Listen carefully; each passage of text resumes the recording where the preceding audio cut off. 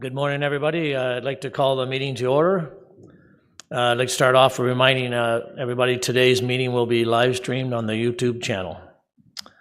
Could I have a motion to adopt the agenda? Councillor Richardson, seconded by Councillor Warren. All in favor? Declaration of community interest. Seeing none. And could I have a motion for the adoption of the minutes of the previous meeting? Councillor Warren, seconded by Councillor Joyce, all in favor? Thank you. No deputations, and we'll jump right into new business, and we'll start off at 4.1, the CEO's office budget presentation. Mr. Taylor, go ahead.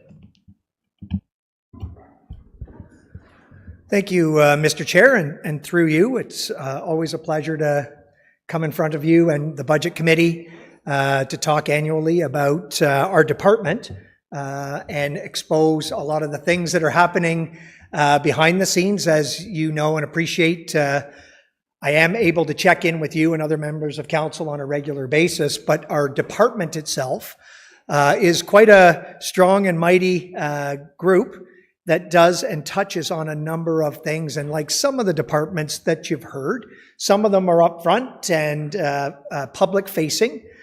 Other services equally are behind the scenes. They're that sort of back office machine that supports all of the different service delivery or all of the other municipal departments as well. And so I'm thrilled that our leadership team was able to come today to be able to also expose just some of the things that we do.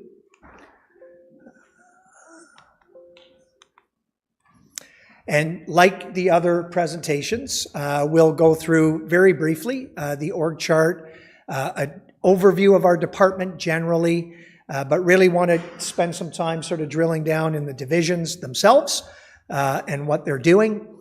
We'll talk a little bit about variances, and we'll talk about accomplishments in this budget year and what we're facing or heading into for priorities for 2026. We have a staff entirely of about 55, and that is organized in three general areas. Our very small administration area comprised of myself and executive assistant, Jane Pyle. And then we have two major or main divisions, being legal services and office of the city clerk. And within those two divisions, there are a number of business units, from provincial offenses to our realty services and insurance and risk on the legal services sort of side or division. And within the office of the clerk, their own administration and support for you and some of the general municipal functions, and then also municipal law enforcement and corporate records and archival services. And so as a department, again, I know that you do have regular contact, at least through me, and certainly some of our other leadership and areas. But essentially, the overall department is responsible for efficient management of the municipal administration of the corporation and all of those sort of support functions that guide that. We all collectively provide advice and guidance to you, to City Council, and our leadership to senior staff and all city departments. But very often, this group also provides strong advice for our respective operating departments, how they're heading, and just things that they need to know and understand in their service delivery. And I mentioned the different areas within the department. So I'll touch just very briefly. This is the roll-up or the entire department financial summary. And like the other departments that have presented so far, you'll see it's split out into overall revenues and overall expenses. On the grants line, you're seeing a massive increase or variance, but because it's such a small area, we're not often, at least in our functions, reliant on or eligible for grant funding, but that represents a particular grant that we secured in the short-term rental program. The user fee, licenses, and fines is quite substantive, and that's substantive across all of the different business units. That's from POA revenues, that's from licensing in our municipal law enforcement, for example, and also sort of user fees and charges that we would incur or have for land sales, for even weddings and functions that are here. So that's a roll-up of all of the revenues that flow through the CAO's department. On the expenditure side, I always like to brag and say, and it's not me personally, it is this team. We operate very lean and mean, and it is reflective in our annual updates. We try to stick to the forecasted targets for delivery, but that is, as you can appreciate, a balancing act.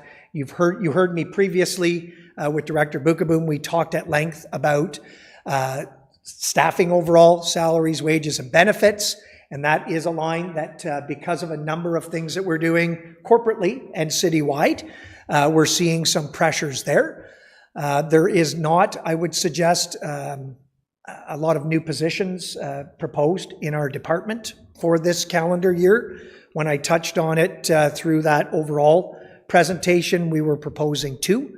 One would be an administrative function. The other would be a manager in our insurance and risk management, where we are very lean and mean. In fact, we have a single FTE operating and overseeing all of that and coordinating with our externalities.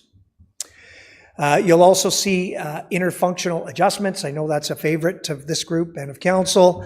We're actually trending in a positive, so it's a little bit unique. We do have most operating departments, you're seeing increases because they are paying to other business units, like fleet, for example.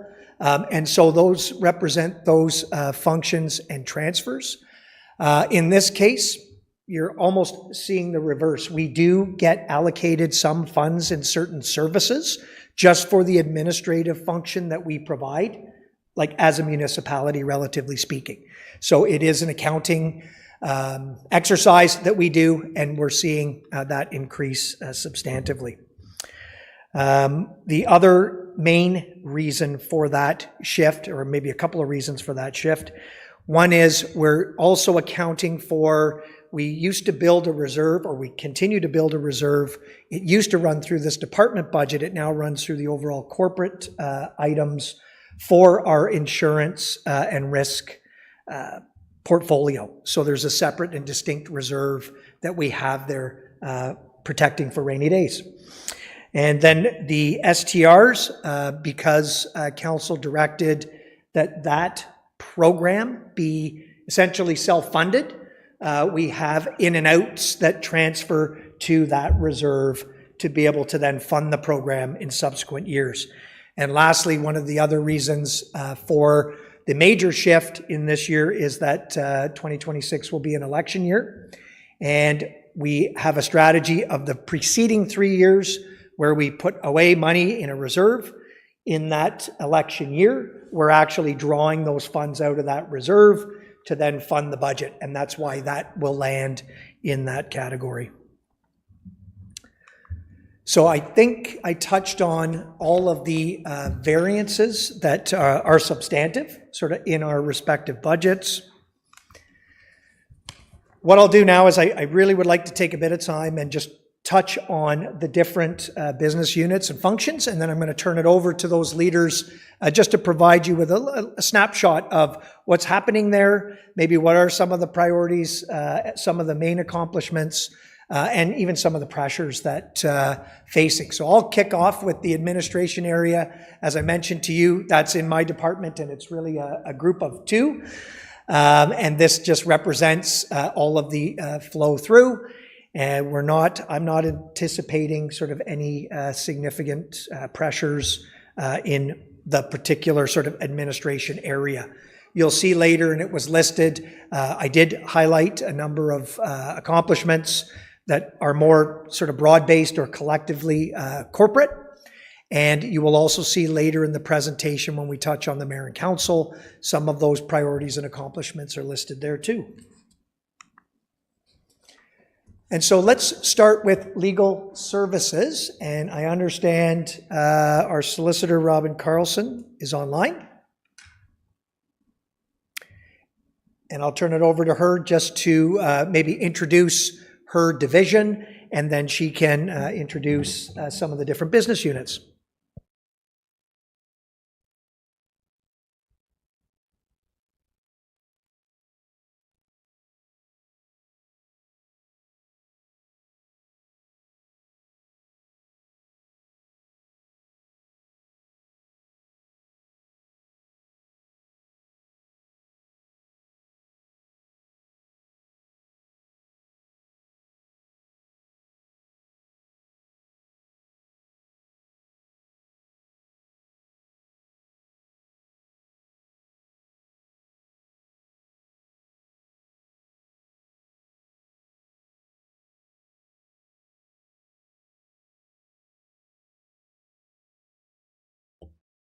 Maybe then, Chair, if you're okay, I'll jump to the clerk's group, and then we'll come back to these slides. Yeah, So no problem. I'll advance forward.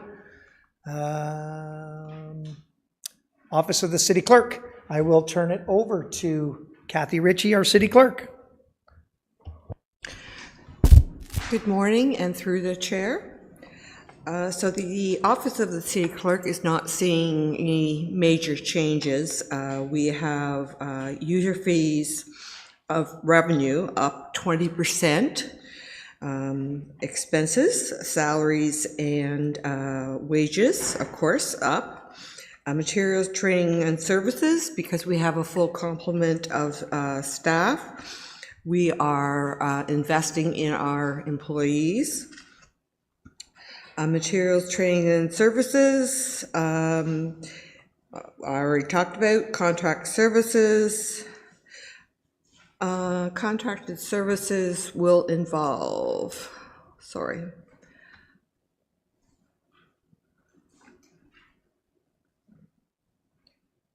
So contracted services involves livestock evaluators, livestock evaluator mileage, and other contracted services, including the registry office. Now, livestock is offset by the OMAFRA, and they provide us the revenue for those expenses. As you can see, there is a reduction in the interfunctional adjustments. Photocopying fees and those type of things are now being absorbed and not being dispersed to certain departments.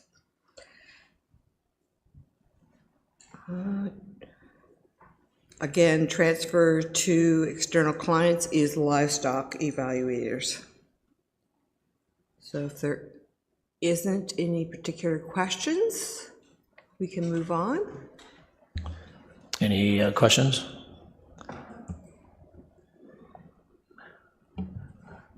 Councilor Joyce. I think this is a question for a general question for CAO. And it's not specific to the Office of the City Clerk, it's sort of across various departments, but where we see there's no new positions and we see salaries, wages, and benefits as an example here, can you fill us in on, why it's not, closer to a CPI increase? And I have a second question. Sure. Thank you for the question, and through the chair. So, and this is probably a good example one to key in on. So no new positions proposed in this particular budget, but there's a combination of things. And we will be reporting this back as I committed to early in October, but essentially it's a combination of collective agreements. And so mainly they are running at CPI at the time, with some variation, as you can appreciate. The other main driver is our market adjustments that we are doing globally and citywide, and 2026 is the final year of the 3-year phase in for that market adjustment. So naturally, you will see in every single salary line item anywhere an increase above and beyond, because it's recognizing that phased-in approach for market adjustment as well. And maybe I'll just to finalize on Kathy's conversation about her budget in particular. Again, you're seeing some big numbers. It's because of the election year. You're seeing a lot of reserve funding flowing in, and then on the expenditure side, you're seeing a very high number, 383%. That's because now that budget is sitting in the clerk's office budget itself, and they will administer the election when the time comes.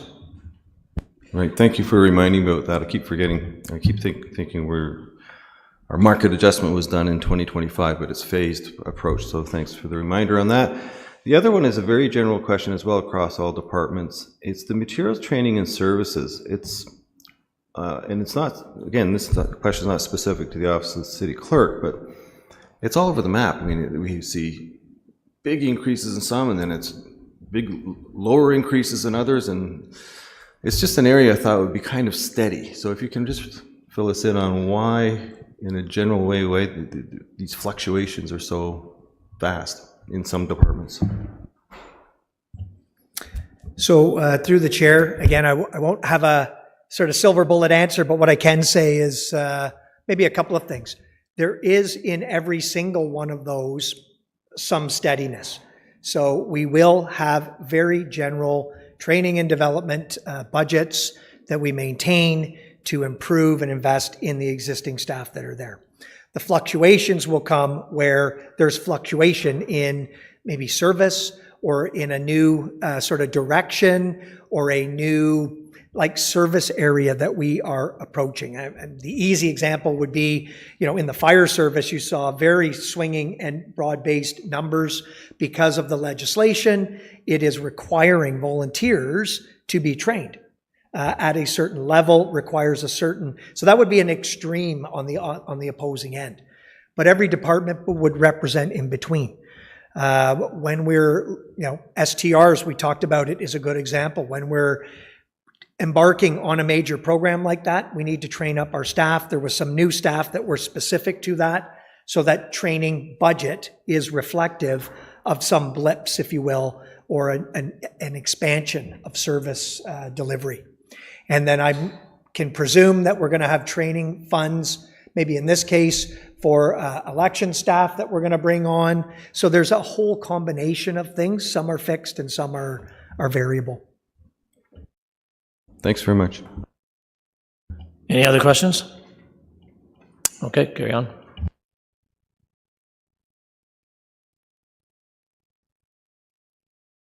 I will pass this on to Angela Fernelli, who is the Manager of Corporate Records Management and Archives.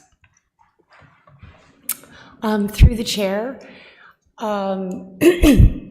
our expenses have gone up, our wages and salaries have gone up a bit because we had to add more staff due to the pressures of SharePoint. It added a lot of stress onto the hours of just the two records clerks. So last year we did add 2 more positions. The majority, well, a good chunk of ours goes to contracted services, which right now is for the shredding. I'm currently working on looking at a new shred service where hopefully we can bring that down a little bit.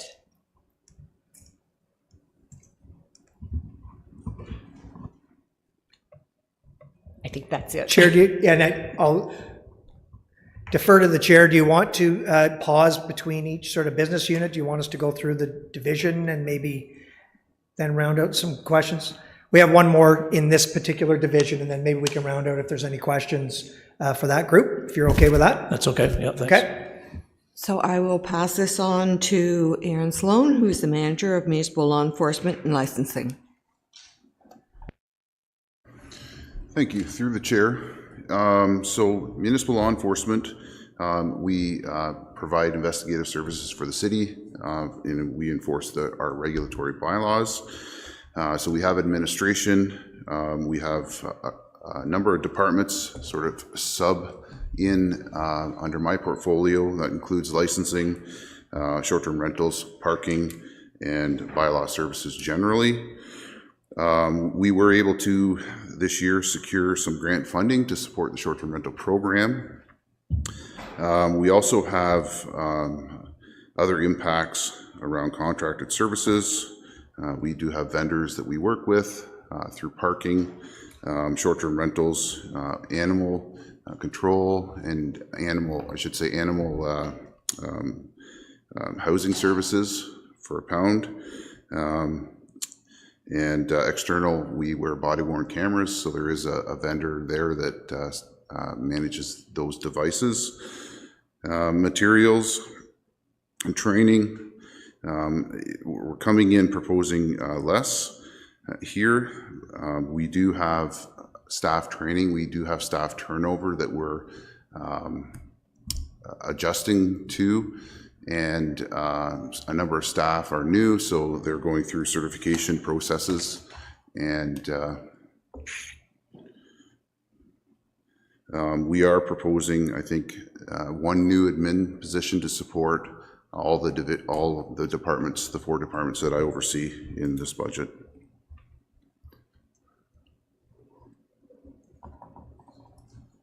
That's everything.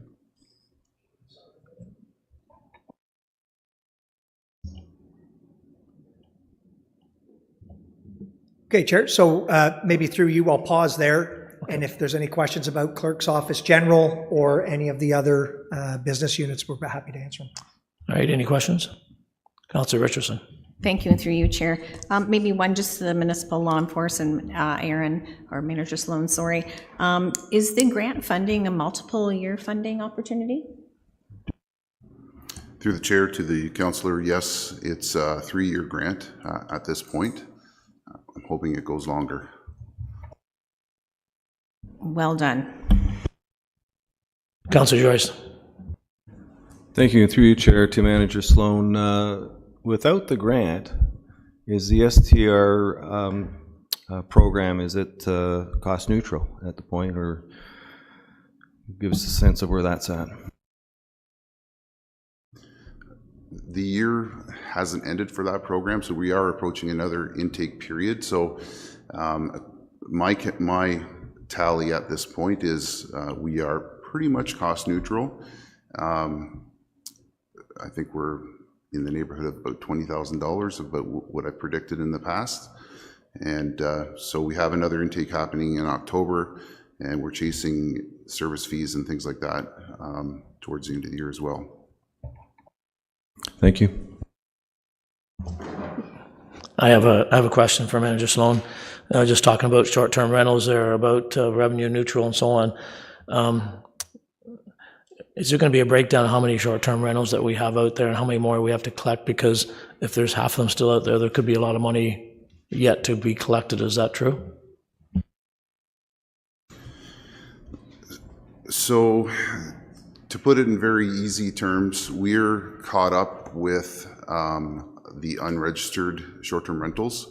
The market does fluctuate seasonally, so in the summertime we're looking at somewhere in the neighborhood of 750 to 800, and the current market is about 560. So I'm happy to say that we've interacted with each of those 560 in some way, and so we're mostly caught up, I think, in that respect. But there's a good possibility there's more revenue there to collect in the future, correct? Yes, there will be more. It's just hard to pin it down because we have an intake period coming in October, and we still have violations and things like that that we chase service fees for. One other question just popped in mind here.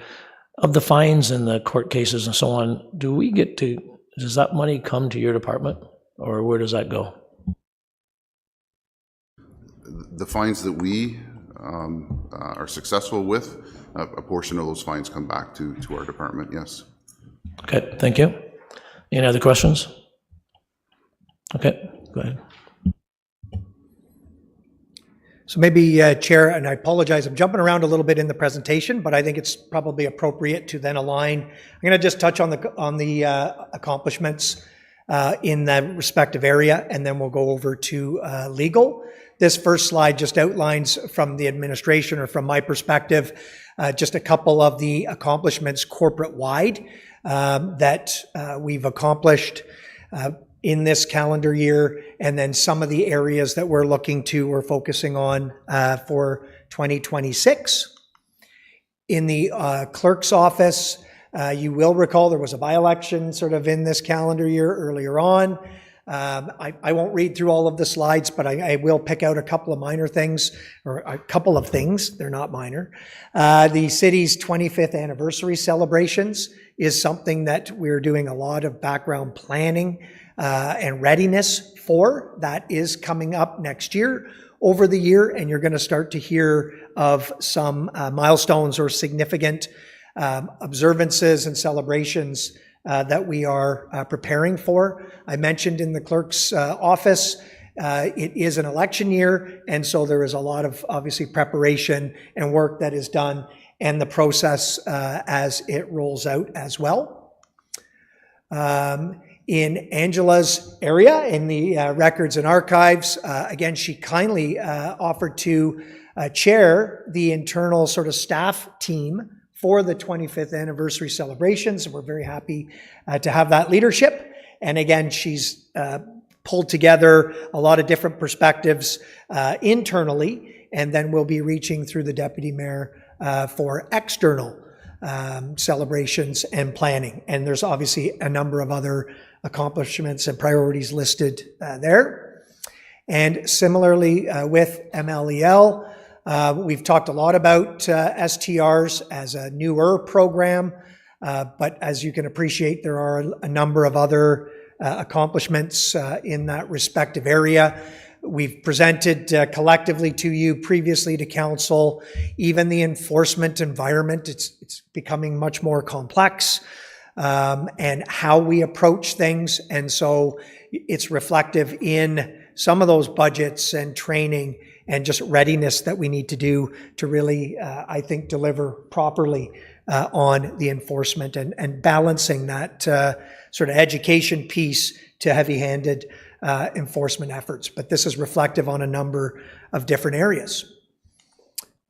So that now takes us to legal services. So I am going to actually go back to the legal services division and overview. And I think our city solicitor, Robin Carlson, who heads up that division, is here to walk you through it. Thank you, Scott. Good morning. Good morning. So if we are at slide 15, which shows the legal services overview, this is the budget, which includes the city solicitor's budget, which includes the assistant city solicitor and an admin. It also includes subdivisions of this division, being the Provincial Offences Office Administration, which is headed by Stephen DeMano as the manager. He could not be here today, unfortunately, because he's on holidays. And the manager of prosecution budget. We will be presenting that later on today. And you have Kim Page with you today as the manager of prosecution. Also included in this division is the Realty Services division. So Laura Carnahan is here today as manager of that division. And she has 3 realty service clerks in that division reporting to her position. And also within the division is insurance and risk management. So later on today, you'll hear from Tina Peterson, the insurance and risk management officer.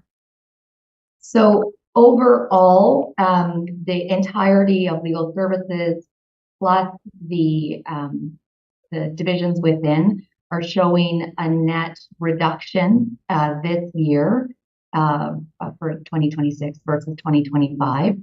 As you will hear in more detail later from the managers, it's largely due to a few things. One is transfer to reserve from our insurance and risk management division would be shown in 2025 and 2024 and previous years as an expense. But in this year, all of the transfers to reserves are going over to the corporate services budget. So you'll see that as an expense line on their budget line. So just be aware of that. That hasn't disappeared. It's just moved to another area. But we have seen some reductions in provincial offenses, administration, and prosecution, wherein we're anticipating in 2026 to have a footprint reduction in our tenanted premises, administration premises, over at 440 Kent. So that is anticipated at this time, but it appears that we will be reducing the amount of costs in the area of rents, with a corresponding slight increase in contracted services relating to those rents in order to achieve better janitorial services for those staff.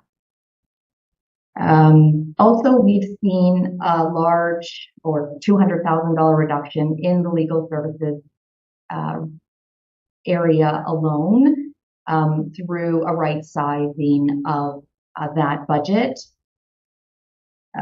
So that would be shown on slide 16, and you'll see quite a substantial or $200,000 reduction of contracted services, which would be external legal fees. Bringing on an assistant city solicitor last year allows us to bring more work in-house at a lower hourly rate. So you'll see on slide 16 in the legal general, which is my budget, the assistant city solicitor's budget, and the admin that supports these two positions, as well as insurance and risk management. There is a reduction from 2025 over to 2026 of 15%, largely due to the right sizing of the contracted services budget.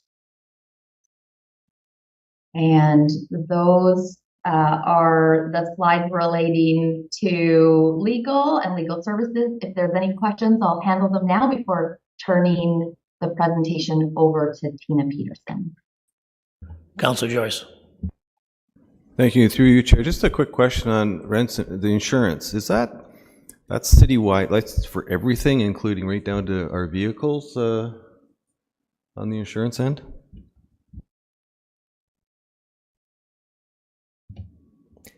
Do you want to hold? Sorry, the Robin, I was rent, just going to say, do you want to that hold that we question? would, Because we're going to talk about have- insurance in a minute, in detail. Oh, if sure. It, if it okay. helps. I was just curious. Sorry, Robin. Any other questions? Okay.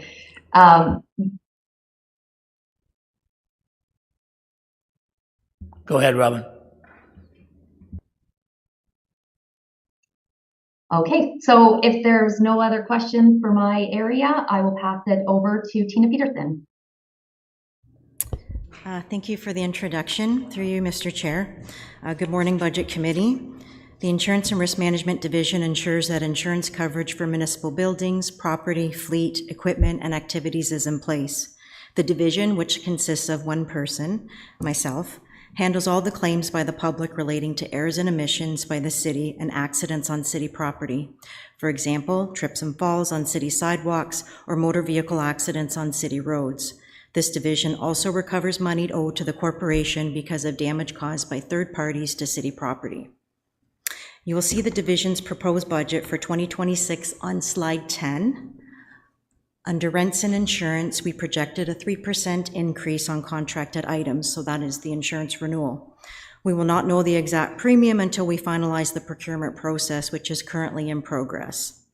And as you can see, the division is showing a 7% reduction in costs overall from 2025. As the CEO mentioned earlier, this is due to a transfer to reserves, which is recorded as an expense. Previously shown in the division's budget is now shown in corporate items. If we can now proceed to slide 23 on our 2025 accomplishments and 2026 priorities.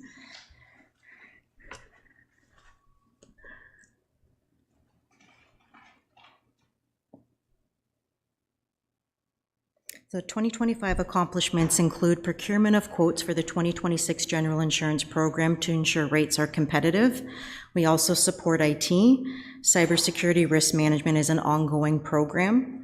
For the 2026 priorities includes collaborating with customer service to provide information to the public that is timely, complete, and sets expectations appropriately. We're also looking to an enhanced data transfer process to ensure the division has the information they need in order to respond to claims in a timely manner. So if there are any questions, thank you. Councilor Warren. Thank you, through you, Mr. Chair.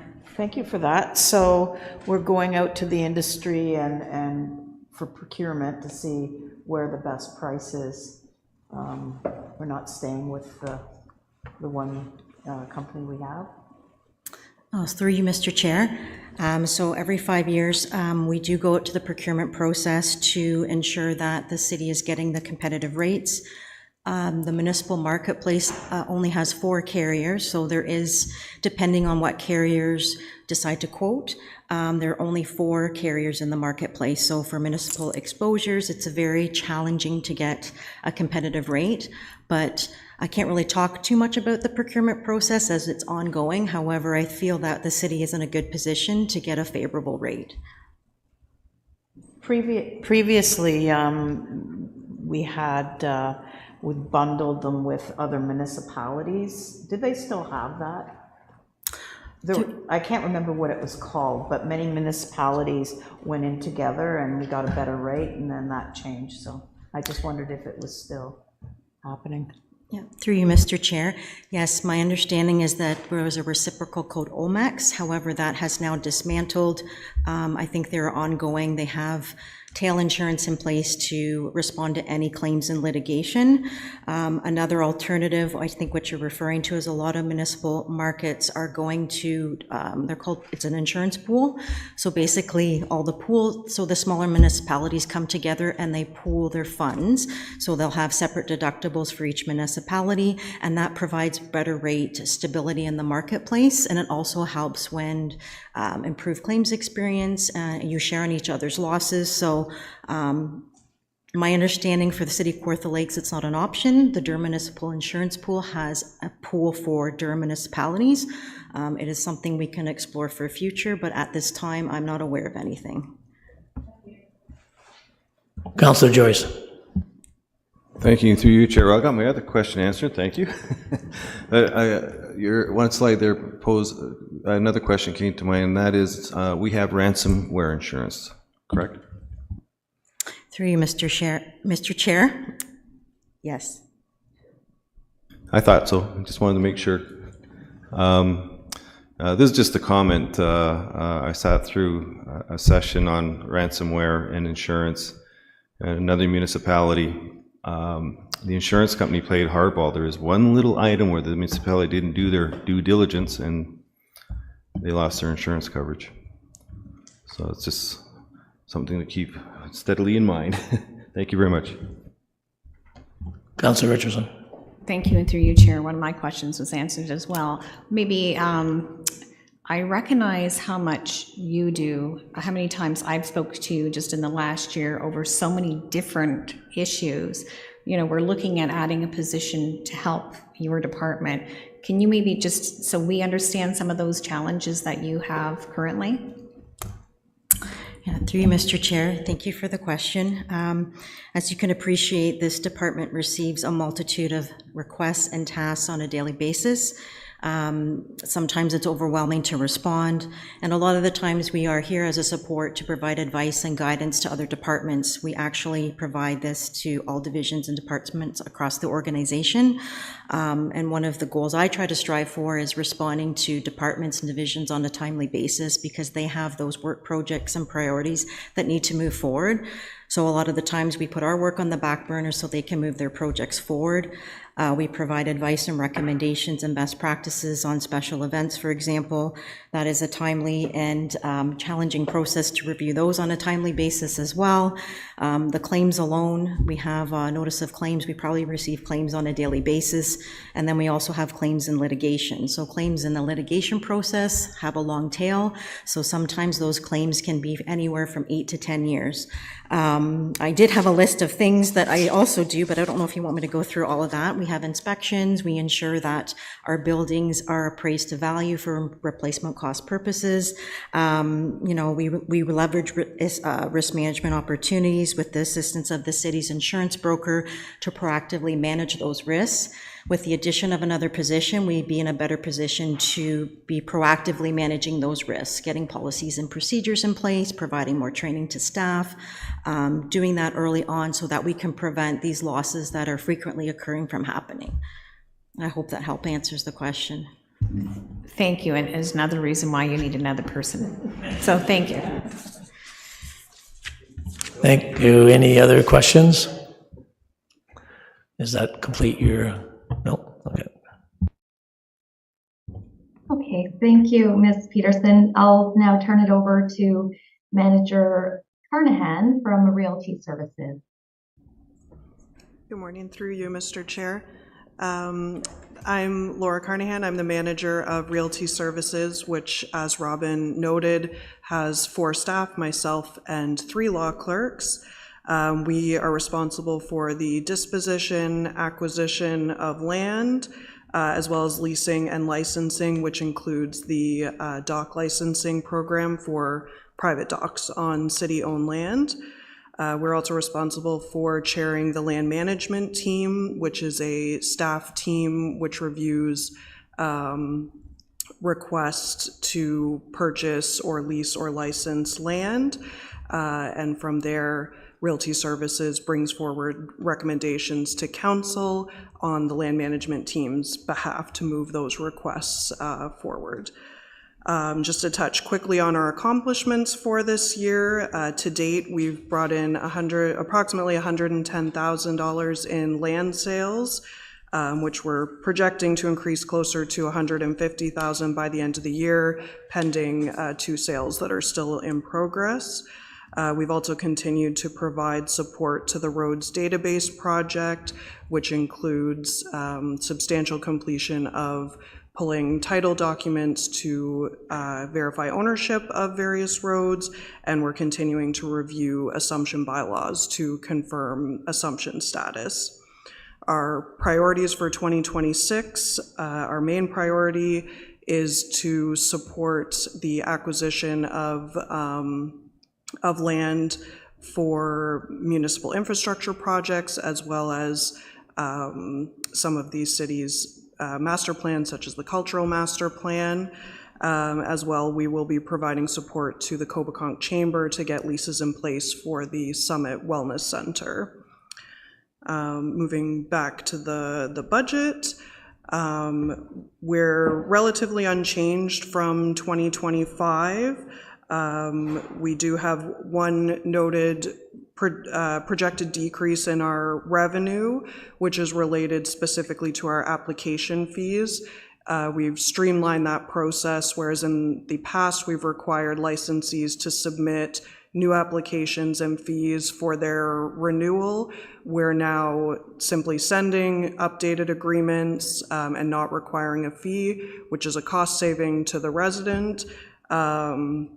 Also a savings in staff resources, having to follow up with people to ensure that we have continuation in the license agreements, but it does lead to that decrease in the projected revenue. On the expense side, we are trying to decrease our expenses, mostly to right-size the budget for 2026 to better reflect the actuals from past years. For instance, the registry office fees, because we have completed substantially the ownership for the roads database, we're projecting much lower expenses related to pulling documents through the land registry office. So that budget has been cut substantially. I think that's it. Thank you. If there's any questions, I'm happy to answer them. Any questions? Councilor Warren.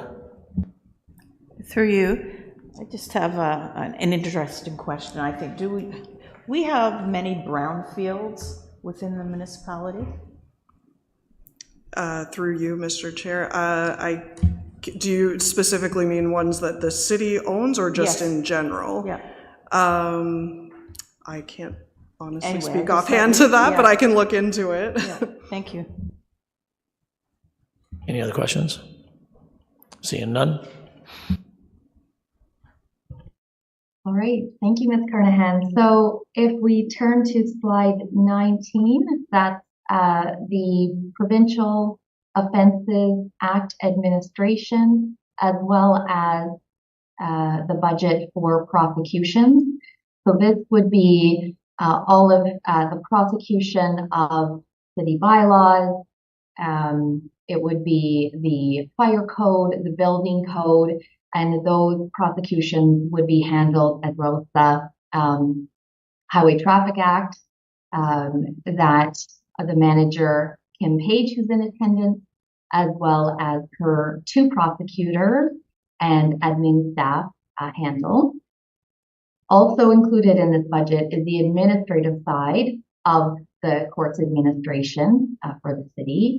And so that's all the ticket processing, ticket issuance, filing of information, all of the support, the administrative support. So on that side of the business, we have the manager, Stephen DeMano, who is on vacation right now, as well as his 7 staff court clerks and collections officer and court counter clerks.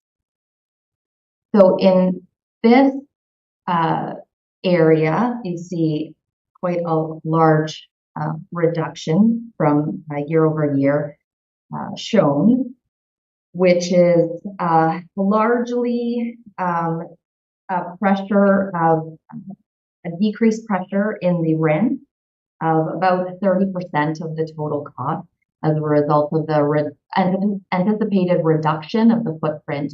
So staff that were at 440 Kent are looking to reduce the amount of space located in that facility and better utilize some of City Hall facilities. And like I mentioned earlier, that's still preliminary, but that is projected at this point. And similarly, there are some contracted services that are offsetting that to move in-house some janitorial services to achieve better results in that area for our staff. You will see a budget pressure of salaries, wages, and benefits, which is 15% increase. This is a largely unionized staff, and their increase is higher than what we've seen with the non-unionized staff, and so that's putting some pressure on the budget. But other than that, year over year, we're not expecting a large change in revenue. We are limited by the amount of court time we have, and so that keeps it pretty constant in terms of revenue year over year. And so that is the provincial offenses budget, and I will perhaps get you to turn to slide 28, and we'll take a quick look at the 2025 accomplishments, as well as the 2026 priorities for this division. So as discussed in council several months ago, the manager of provincial offenses was honored with 2 certificates of recognition from the Municipal Court Managers Association this year as one of our accomplishments. And the revenue, while not increased year over year, is very high at $1.58 million of revenue.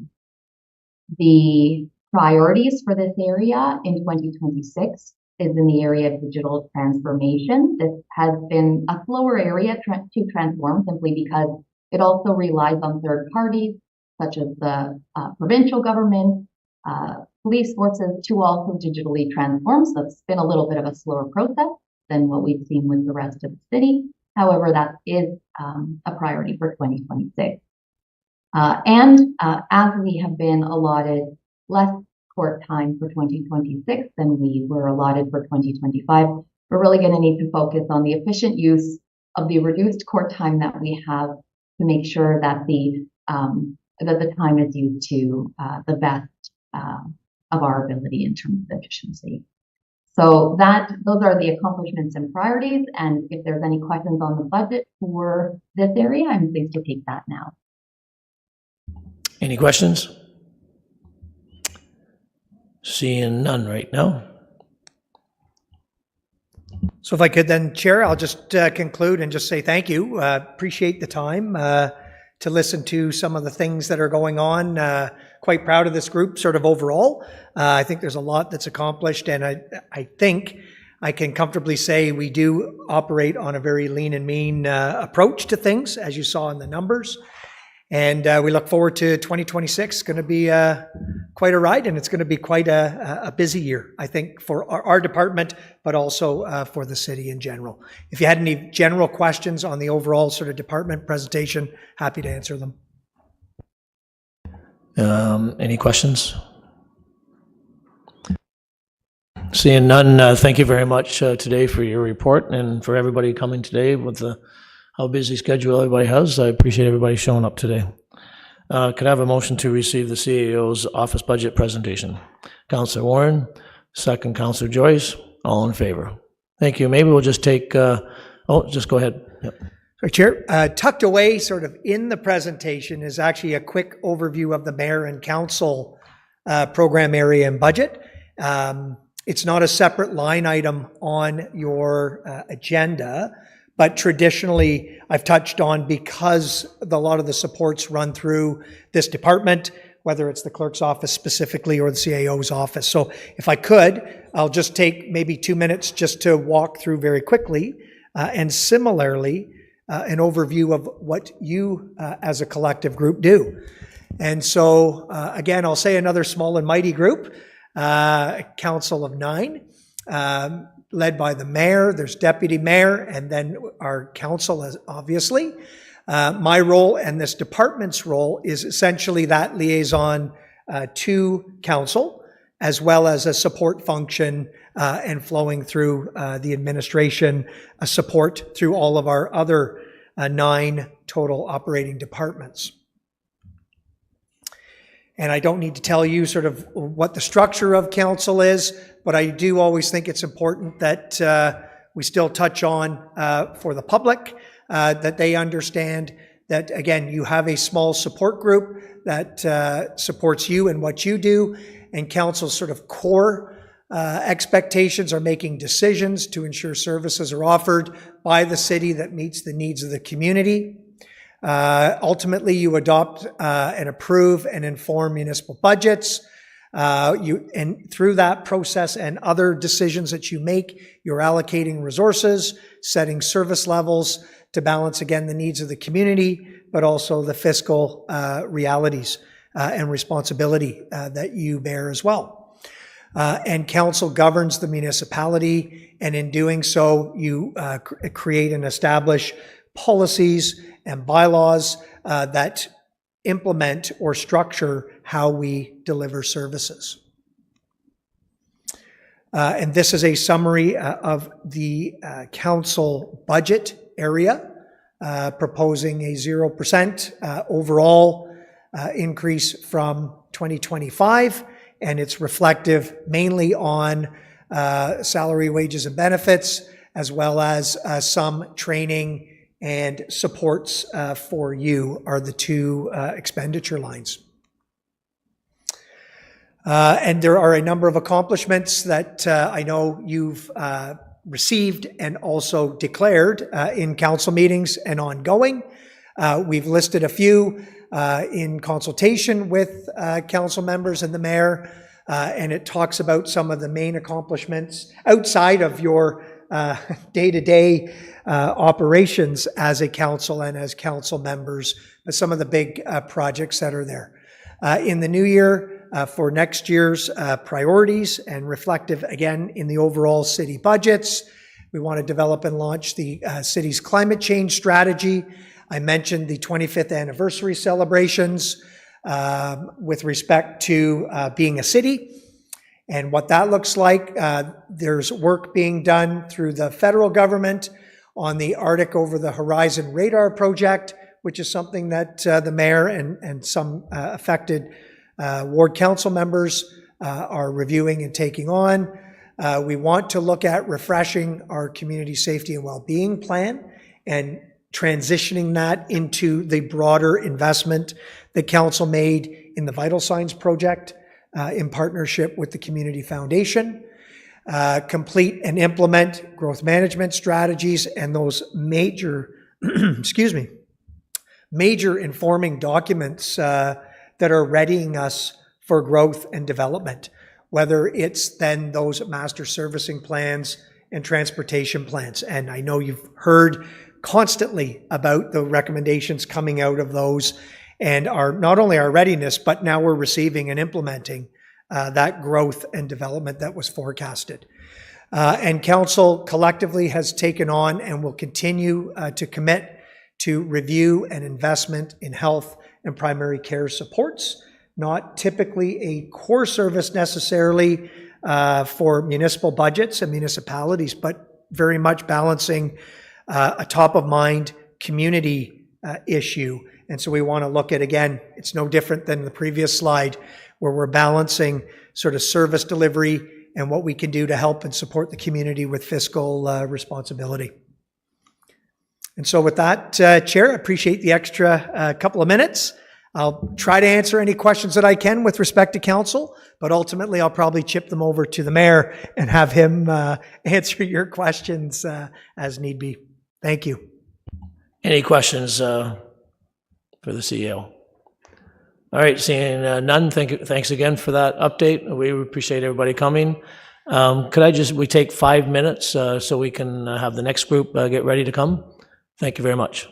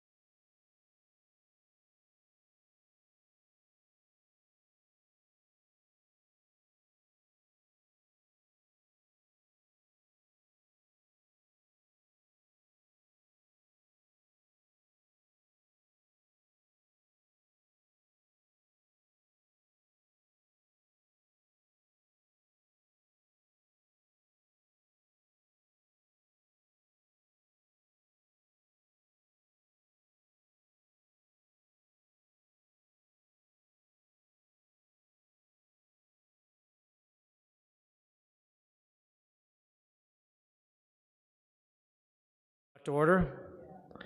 Moving along, 4.2, Managing Director Rojas, Engineering Corporate Assets, Budget Presentation. Please go ahead.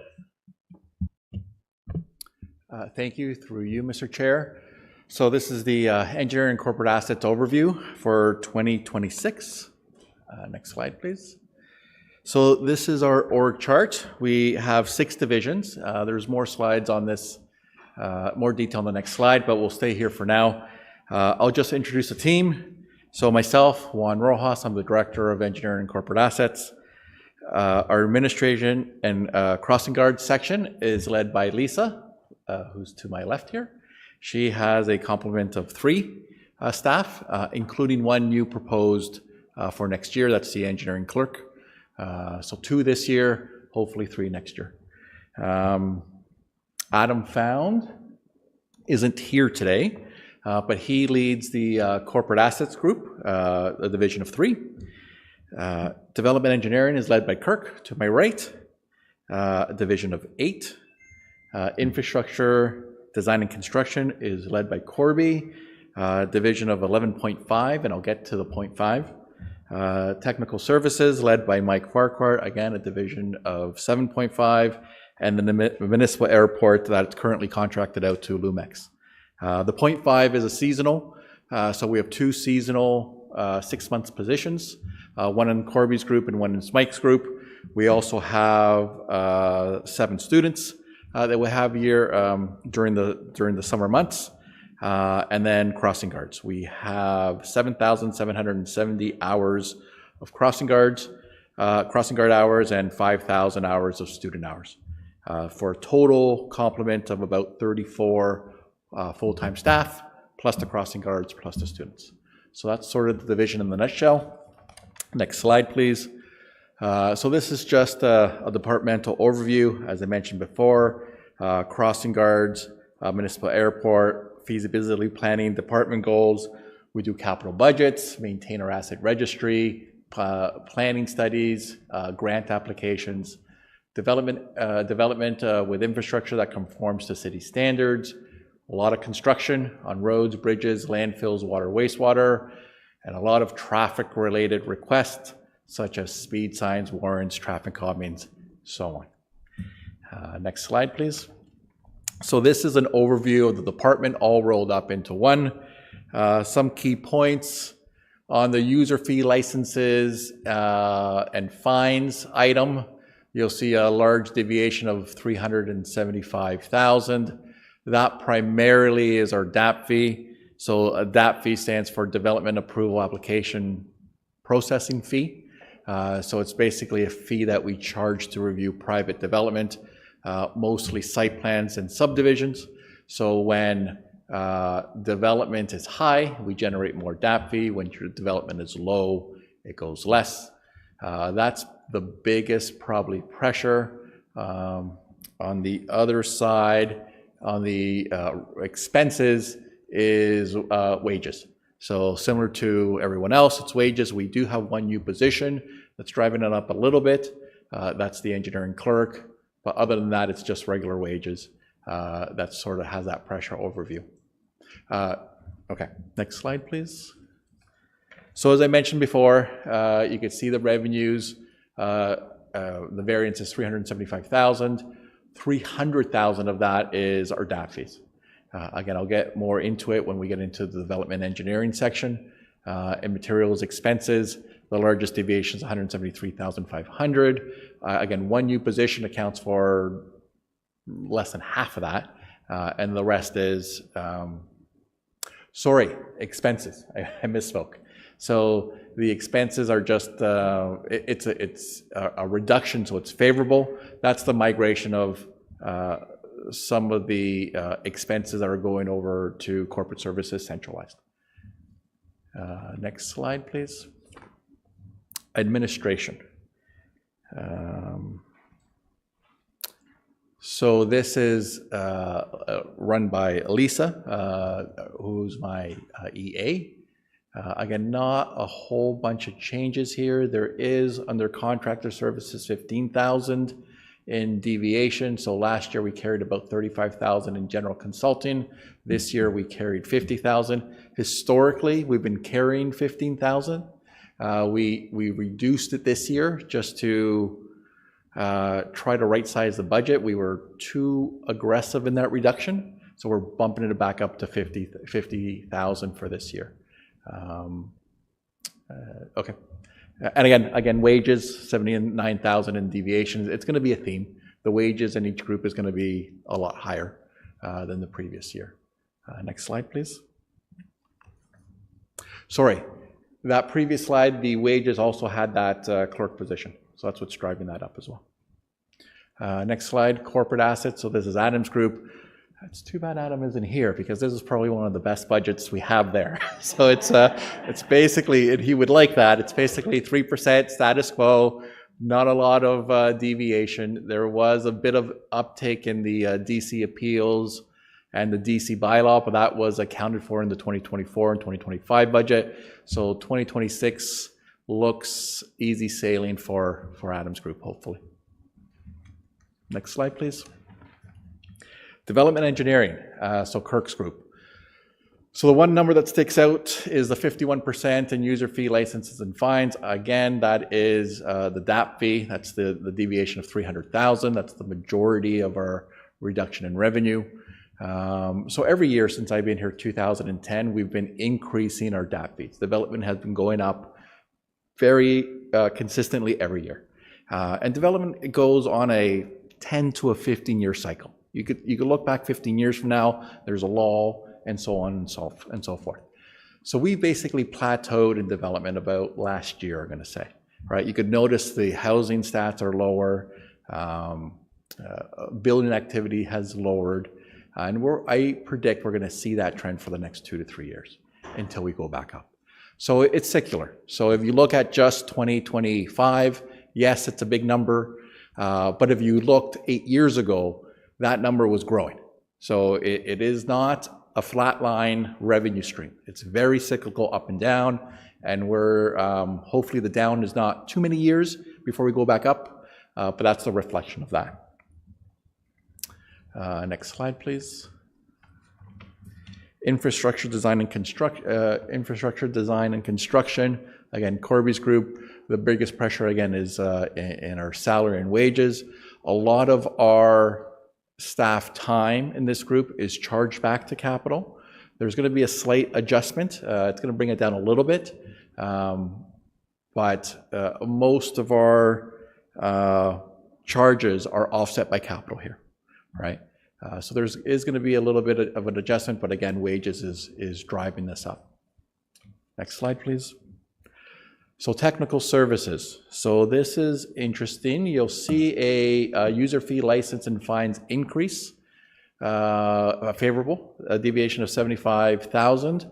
We're introducing a new fee for municipal consents effective 2026. So municipal consents are third-party utilities that have a corridor in our right-of-way, Enbridge Gas, Hydro, Telecommunications. So it's under the Public Utilities Act. We have to provide them a corridor within our right-of-way. We typically never charged a fee for that review and administration of that undertaking. Most municipalities about 2 years ago started charging a fee. We're going to start charging a fee effective 2026. And sorry, this group is run by Mike Farquhar, who's to my right as well. So that's a good news story. That's why our revenue is up 125%. Where it's down, again, it's under wages. As I mentioned before with Corby's group, our staff charges back to capital. It's the same with Mike. So Mike's group has a lot of the resurfacing, the life cycle extension, those types of works where we charge back to capital. We've noticed an increase in traffic-related requests. So each time we do a traffic-related request, either a stop sign, traffic calming, speed warrant, whatever it is, it's not charged back to capital. And so those resources are charged back to operating because we have no equivalent capital budget to offset that. So that's what's really driving that number, right? We've noticed that Mike's still doing all the capital work, but now he has staff resources or more staff resources to those non-capital chargeback projects, which is essentially the traffic stuff. Next slide, please. The crossing guard is basically status quo. There is a reduction, a variance of about 16,000 in material trading and services. The majority of that is mileage. So in 2025 and in 2024, we had trouble filling all our crossing guards' demands. We have spares. So typically a crossing guard is local to your community. They don't get paid mileage unless we utilize a spare. So we have a roster of spares, and we send them out to Bobcaygeon, to all around Kawartha Lakes as a substitute. Because we're sending them away from their home area, we pay them mileage, right? And we've had, last school season, we had long vacancies. So we were basically paying mileage for 4 or 5 months of the school year. So we're trying to rectify that this year. That's why that's a small reduction, but otherwise it's status quo at a 3% for this division. Next slide, please. The airport, you'll see a reduction in revenue, but then the corresponding reduction in expenses. So that is fuel. So it's almost to the 1,000. So you see a reduction in revenue, 150,000, and then a reduction of expenses of 149. So we buy fuel, and then we mark it up, and then we sell it. So if we buy less fuel, our expenses are down, but then that means we sell less fuel. So they offset each other. The biggest driver here is under contracted services of the 39,000. So we had a 5-year contract with Lumix. I think it was 5 + 2 that expired this year. We are currently in negotiations for a new contract, which will be 5 + 5, so set 5 plus a city option for additional 5. And we expect that contract, just like everything else, to be right-sized with an increase of about 39 or 40,000. Next slide, please. Oh, that's it. So the next 3 slides are, should I pause there if anyone has questions for the team, or do you want to wait till the end? Wait till the end. Okay. So the next 3 pages are some accomplishments and priorities. I'll read the accomplishments first and then the corresponding priorities. So the asset management plan that was updated this year. The water wastewater rate study that I believe is coming in later this fall to council. The DC study and bylaw, the notice of publication went up September 18th. It's coming to the October council meeting, and the bylaw is supposed to be passed in November. The capital forecast and long-term financial plan, which council saw at the end of August at the committee of the whole, and then the 2026 capital and special projects, which is underway. We always accomplish that a year ahead of the budget being passed. Priorities for 2026, so strategic asset management policy. Now that we've sort of reactivated our asset management plan, we want to be proactive. So Adam is working on a management policy to make sure those assets stay current as we go through. The forecast, so again, in August you saw the 10-year forecast for the capital budget and budgeting. That's ongoing. We'll do that every year. The 2027 water capital and special projects budget, and again, recruitment for an engineering clerk. That's the one new position we're asking for in the 2026 budget. Next slide, please. So accomplishments again, the housing pledge, to support the housing pledge. We're looking at other ways of supporting development. So development right now, when the market softens, financial or cash flow for development is critical to keep projects going. So we're looking at how to protect the city's interest, but make it a little bit more sustainable for the developer in terms of letter of credits, fees paid, how we can stage that. We still want to protect ourselves, but we're looking at ways to be a little bit more flexible. Continuation with the crossing guard program, the launch of the website, which I think just happened, completion of the water wastewater master plan that happened in January of this year, Kent Street resurfacing, which is being used as a detour right now for Colburn Street, so it's good that we resurfaced it early on, and completion of the Lake Dalrymple Bridge, which should be done in about a month and a half and reopened to the public. Priorities to streamline the development process. So we have corporate services undertaking a streamline process or an automation process. It affects multiple departments. One is the development review process with planning, so people know where in the process they are and to help get approvals out there faster. That's our priority for 2026. Crossing guard programs. So we are very reactive in crossing guards. So in 2026, we're going to be more proactive. We're gonna treat it as a need study. So we'll look at all our elementary schools.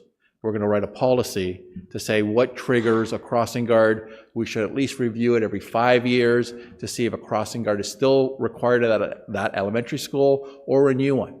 And with the growth projection in the next 20, 30 years, we want to get ahead of this because there's going to be more elementary schools. Hopefully the demographics are changing to a younger community. So we want to get ahead of the crossing guards.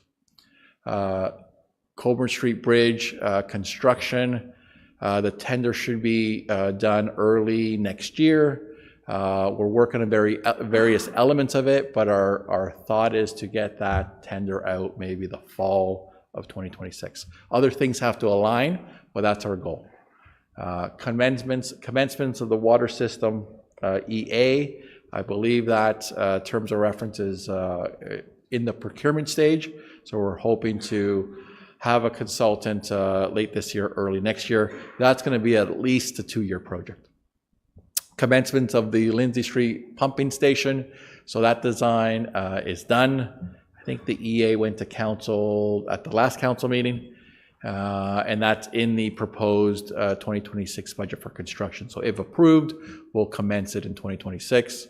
And then completion of the Central Works Depot EA. That tender closed this year. We have a consultant. It's AECOM, I believe the consultant is. We've had a kickoff meeting. There's various other parties involved with the city with that EA, but that's quite a large, mostly public works centered EA, but run under Mike's group. So we're hoping to have that completed by 2026. Next slide, please. Okay, back to 2025. So commencement of the Highway 7 pump station in Lindsay. So this year we awarded the Highway 7 pump station. That's been awarded. There's a lot of lead time on some of the elements, so they're working through the shop drawings. We have a consultant and a contractor in place. All that's been awarded. The materials are going to be ordered, and you'll probably see them put the pipe and the wet wells in the ground in the spring of 2026. But it has started. The adoption of the Transportation Master Plan, again, that went in conjunction with the Water Wastewater Master Plan. That went in January of this year. A lot of signals in Bobcaygeon. So they're activated. I believe the street name has been changed on Cedar Tree. So it's correct. It needs to go on both sides. So, but for the, it's substantially completed. There's still some little kinks that have to be worked out, but those traffic lights are working. I hear they're working well. People are happy. That's good. Valentia Road resurfacing. There's lots of resurfacing projects. I was telling Councillor Joyce, this one stood out because the impact to Elm Tree Road Bridge. There was a lot of discussion over the summer on maintenance, so we wanted to highlight it as an accomplishment. But it's one of many resurfacing projects. Ski Hill Road, Kent Street. There's a lot to name. I think we did $8 million worth of resurfacing, but this is a good news story on Valentia Road. And this last one is key. The creation of a traffic management on SharePoint tracker. So again, as I mentioned before, we've seen a lot of requests for traffic warrants, let's call them. So which is good. We process them, we write a report to council, we either recommend or not recommend. And then the next question is, where are they? When are they going to be implemented? So we developed the group that Constance has access to that shows you right from petition or request to implementation where it is in that process. All council members have access to it. So it's supposed to, if your constituents call you, you can just go on to this SharePoint work group and it tells you exactly where it's at, right? We're calling for locates, we anticipate the signs in April. Everything you want to know is in that site. So that's very helpful. Priority for 2026, this is the first one is traffic signals, Colborne and St. Joseph. That is part of the Colborne Street reconstruction that's going on right now between Highway 35 and Charles Street. So we are going to signalize 2 intersections, so one at St. Joseph and one at McKay. And the completion of the Thurstonio drainage study. At the last committee of the whole, you heard deputation from at least one resident from Thurstonio. Thurstonio is a very historic subdivision, right? Nothing's to standard in Thurstonio. The right-of-ways are very small. There's not a great storm sewer system or non-existent storm sewer system. So in the 2025 special projects budget, we had money for a drainage study specifically for Thurstonio. That RFP is currently with purchasing.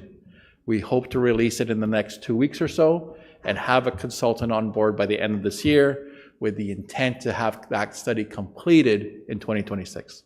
That's going to be a full EA. It's going to look at the Cadillac version if you want a full storm sewer system, or if you want a rural sewer system or a hybrid. It will bring back to council various different options with the costing and a recommendation. So that's the plan on how to, it's not a quick fix. So the study is going to take at least a year. We're going to have to evaluate, we're going to have to budget, and then depending on the solution, it's probably it may require land acquisition, and it's probably a 2-year construction implementation, probably in phases. So you're looking at a 4 to 5 year project to have the true solution. In the interim, we would have to maybe, increase our maintenance until we get a permanent solution.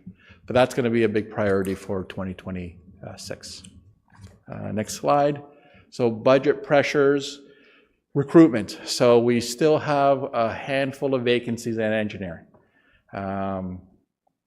which is challenging because we have to deliver a lot of capital projects. So we're going to focus on recruiting, maybe going to job fairs, other unconventional ways of recruiting engineers and technical staff into our department. That's a huge pressure for us in 2026. That's a huge pressure for us in 2025. So we're trying to mitigate that in 2026. Wherever possible, we do utilize consultants, especially for the larger developments. We have large MZOs, large phase subdivisions that we're going to have to peer review and consult out. Extended time for construction, that's all staff. So typically we work within our noise bylaw, but we've been finding that the construction duration has been going longer and longer into the season. Salary increases, I think that's corporate wide. The housing market, I touched this before, our decrease in DAP fees and changes to the provincial soil regulation. Those changes are still ongoing. We're going to have to update our site alteration bylaw to follow suit on the provincial soil legislation. How that looks, we don't know yet. I did talk to Manager Sloan earlier today about this. We're going to set up more meetings this year to see how that's going to play out. And I believe that's my last slide. Thank you for that. We'll open up for questions. Councillor Warren. Through you, Mr. Chair, and thank you for the presentation, Mr. Rojas. Talking about charging use of right-of-ways, I just brought, there were a motion to, for the agreement with Enbridge. So And I added a couple areas that really it would go to the OEB. So what are we charging for? Like, and who are we charging? We're not charging Enbridge, are we? So sorry, through you, Mr. Chair. This is for specifically municipal consents. So when they want, any utility, it doesn't have to be gas, but when they want to implement, upgrade their existing plant or expand their plant, we review it, and then in the past, that review was free. So we are charging a nominal fee. I think it's $400 per application. So it's not for use of our right-of-way, it's just for review? Yes, they have we can't prohibit them from using our right-of-way. I know, there's Other acts that say Yeah. if it's a public utility, you must provide them a corridor within our right-of-way. So this is just a fee for the review of that services. Okay, just wanted to be clear on that. And I just wondered where, is the transit plan coming under Public Works? Correct. Okay. And just a comment about Thurstonia, it was 100% cottage development back in the day, so good luck. Thank you. Councilor Richardson? Thank you, and through you, Chair. Maybe just a couple questions. One, when you spoke about the gaps that you have currently when it comes to the positions with technical staff, how many are you missing right now? Because I know you have a lot of work in front of you, so I can't imagine the pressure that's putting on current staff. So we are missing 1 in development engineering, 3 in infrastructure design and construction. Mike's at full complement. Adam is at technical services at full complement. Corporate services is at full complement. Crossing guards.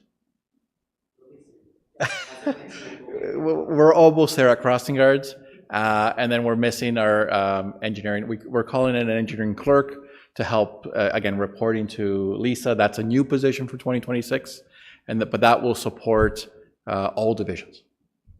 And that was my next question, is the importance of that engineering clerk for assistance, which you've just explained, so thank you.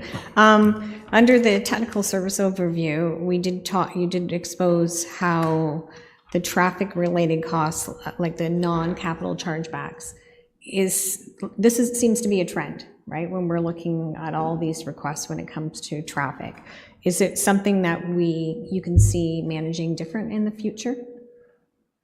So, to you, Mr. Chair. So this is a technical services slide is up. So under salaries, wages, and benefits, you just have the net. 185,000 is the variance. So last year we were at 759. This year we're going to be at 579. This year we're at 764. What's the math behind that is whatever the salaries are. So say I had $1 million worth of salaries, but then I charge back $1 million worth of capital work, then it would be zero, right? Because I don't double dip. I don't ask for money in my operating knowing that I'm going to recover it from capital, right? So for traffic, I have no capital offsetting budget. So if I have $1 million worth of salary and half a million of that, just to be round, is non-capital related work or traffic work, that has to be absorbed in my operating budget because I have nowhere in my capital to charge it to. And that's what we're seeing. We're seeing, and we're growing. So it's rightly so, right? So we have a lot of speeding, traffic calming, all-way stops, signalization. All those reviews that Supervisor Kelly did for you at the last committee of the whole is charged back to operating. So there's no corresponding offsetting. There's really nothing we can do. That's just growing pains of a small municipality growing. You're going to have more traffic, you're going to have more complaints, and you're going to have to mitigate it somehow. So there's no capital project to create because it truly lives in operating. It's a truly operating expense. That's just the realities of it. Thank you, and I think that's a great explanation for us to understand, and of course the public too, because like you said, we are growing, and with that growth, we are going to have some of those operating pressures. Councillor Joyce, any questions? I did, but Councillor Richardson grabbed that one, and a great answer. My question was about the pressures of recruitment and retention. It's a big concern, so. Thank you. Councillor Warren. Through you, just wondering, under where the EA for the third line is, as an accomplishment or a priority? If it's not there. So I was just wondering. Sorry, through the EA for? The third concession of Somerville? Yes, so that is, that's I guess the Fenland bypass. The EA for the Somerville Third closes the first week of October. So I believe it closes either October 5th or October 8th, just going by memory. So it closes in about a week and a half's time, the RFP. So we don't have a consultant yet. Yeah. But we will have a consultant in about 2-3 weeks after we do the evaluation. We haven't listed an accomplishment, and we haven't listed it as a priority. It is going to be a priority, but that one is going to be controversial. For sure. And just to make sure that it's there as a priority, maybe to do the engineering for the bridges in Bobcaygeon. Yes, so the two bridges on Main Street are in the 2025 capital budget. Design is in 2025. Yes. Design is this year. Once design is done, well, again, I don't want to get into the 2026 capital budget because that's a different presentation. Any other questions? I got a couple of comments. Are we expecting any grants coming by the end of the year that might help our budget? Yes, there are two grants. So there's the Housing Enabling Grant that we're going to apply for again. There's a Connecting Link Grant on Highway 7. We have a bit of work to do on Highway 7, so this year we're doing the joints, but eventually we're going to have to replace that bridge, the main bridge on Highway 7. We will apply for the Connecting Links Grant again. And then there is the OSIV grant that we get every year, right? We do through Adams Group.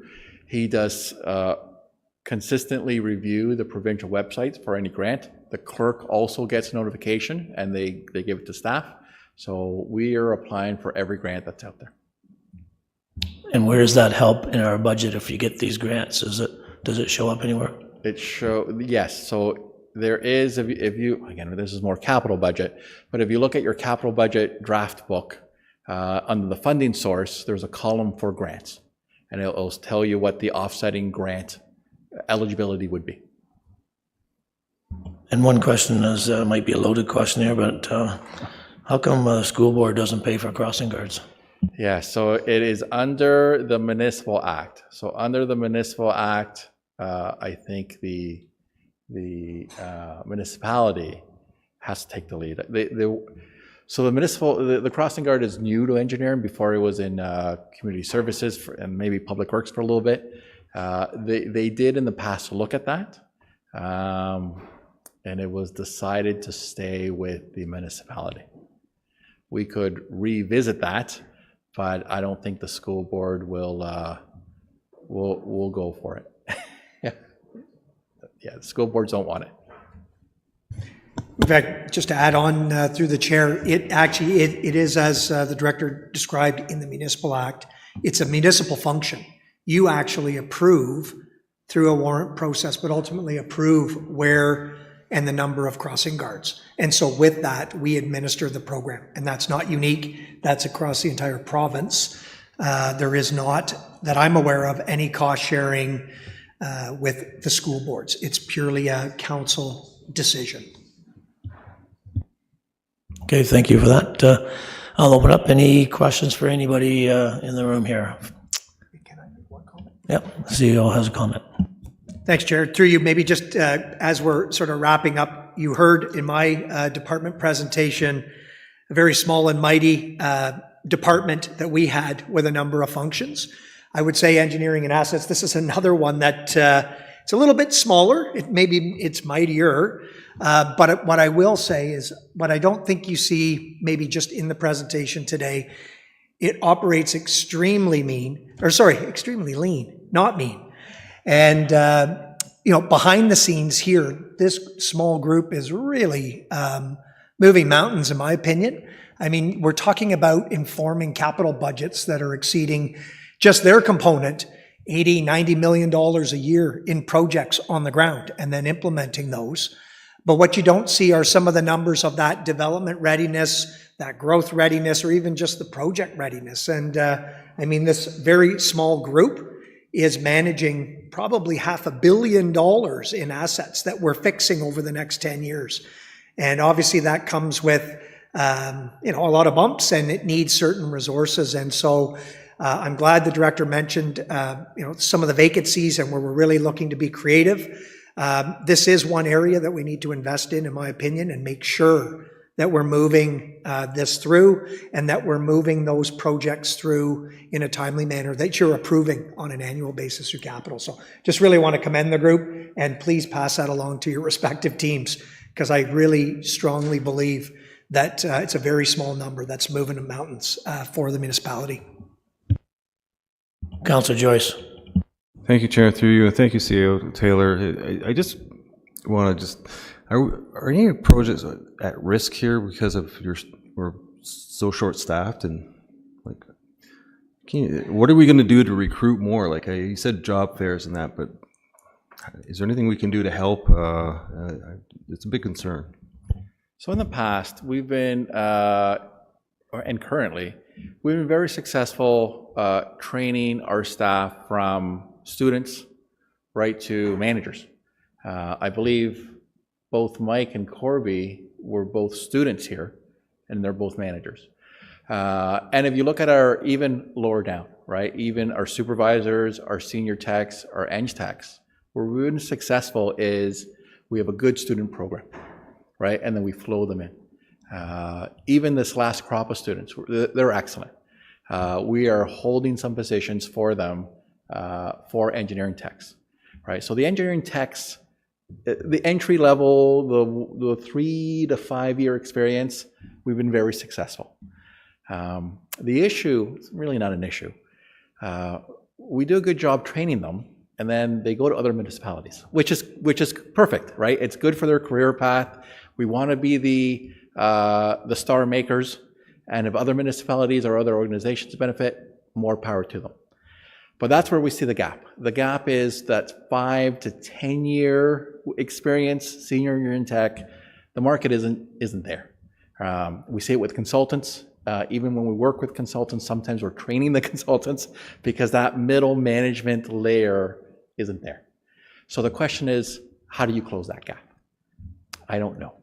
All right, but that's one of my undertakings for next year. I'm